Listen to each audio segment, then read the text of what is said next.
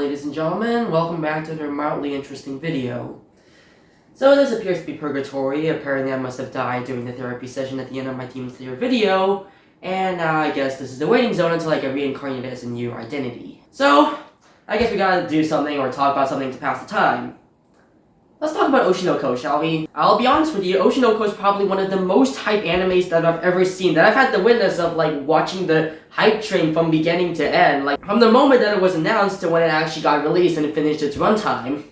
And I gotta say, after watching the entire thing, I think it lives up to its hype. It's really something else. It's able to blend comedy and drama and serious and funny moments all around the dark side of the entertainment industry really well. And it comes from the author of Kaguya-sama, which is one of my favorite comedy animes of all time. So yeah, needless to say, there was a lot of hype and a lot of good reviews regarding this show. If you check on IMDb, it actually has the same rating as Stranger Things, Black Mirror, and Dark. In my opinion, those are some of the best TV shows that you can get out there. I don't know why I'm using IMDb for anime, but why not, I guess. I just wanted another excuse to talk about Black Mirror for a second there. Well, since I don't feel like we don't have that much time in purgatory over here, let's just start off with the visuals. It's really colorful, it's really bright, there's a lot of bright colors everywhere, but I will say that the low frame rate of the animation here can get in the way of the idle sequences. It doesn't feel smooth, it doesn't feel like you're there, it just feels like there's a camera, a dynamic camera moving throughout this colorful landscape, which looks amazing by the way, and then it just feels like the player's just buffering because of the low frame rate. Overall, still really good. I would say it's one of the most visually brightest, most colorful things that I've ever seen on an animation piece. Now, the key visual element here are the star eyes. You cannot talk about Oshi no Ko while ignoring the star eyes. It's the most prevalent thing. And I really like the way that it's designed. I like that the color of the eyes, the star eyes more specifically, they change based on what the characters are thinking during the internal monologues. Now, it just keeps things interesting. It's a pretty subtle way to let you know, oh, okay, so this is what the character is thinking, this is what the other character is thinking, why is he doing this, why is she doing this,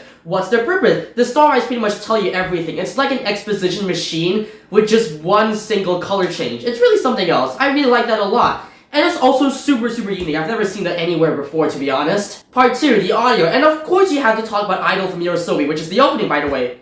It's pretty good. I like the song. It has a really catchy beat. You know, for Yorosobi, whom I've pretty much assumed makes dark songs all the time, running into the night or something like that, this is one of the only songs that I've heard from them that has a dark undertone, and that song, the instrumentals, the backing tracks, it matches that dark undertone. It's really good. It's really catchy. The idols fit so well. It almost feels like Ai Hoshino is actually singing the song. This is her internal fight song in a way. That's pretty cool. The ending though, I don't really know.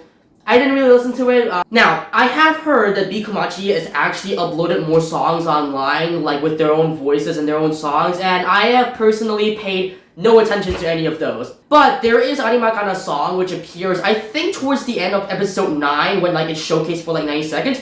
It's really good. It reminds me of this Japanese artist. Her name's Kana, by the way. And her instrumentals are actually super similar to Kana Anima's song that was showcased over there. Now, I have not heard the full thing, but her song is pretty good. They've got some really good music production over here. I mean, when you've got Yorosobi, you're gonna be making some good music anyways. Part 3, the characters. They're all likable, they all have their own motivations, we all understand what they're doing, so they're strong characters and they're easy to follow. There's an amazing character arc story from Aqua, which starts from the end of episode 1, and that carries and propels the story forward. Once we see the goal established at the end of episode 1, we're constantly just engrossed in him.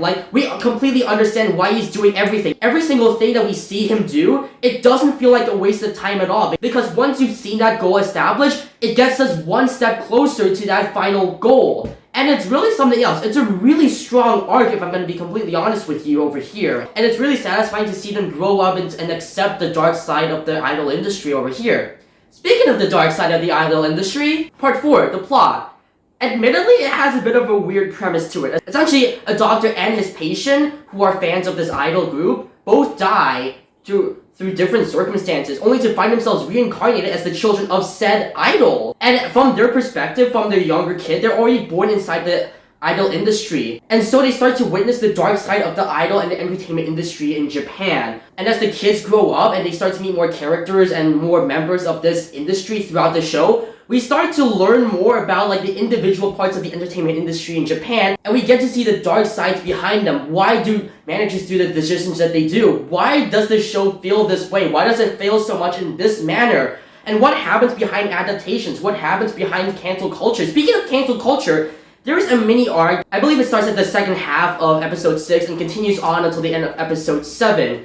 And it talks all about cancel culture and the effects it has on these young teenagers who, keep in mind, they're not adults. They're still in high school. So the fact that, like, they're basically hated in the nation by everyone, essentially, it actually goes into in-depth, like, what are the decisions that go on behind the scenes? What are they feeling? And overall, it does this amazing in-depth dive into the effects of cancel culture. It really felt like that one episode of Black Mirror called Hate in the Nation, which also talked about cancel culture. But whereas that episode excelled in showing how cancel culture can rise and how it is portrayed, it does a really great job in showcasing that. Oshi no Ko does an amazing job showcasing the effects that it has on the people. With Hate in the Nation, it was shown, but Oshi no Ko does a more in-depth dive into the effects that it has on these teenagers. It's really phenomenal. It's really one of the best arcs I've ever seen.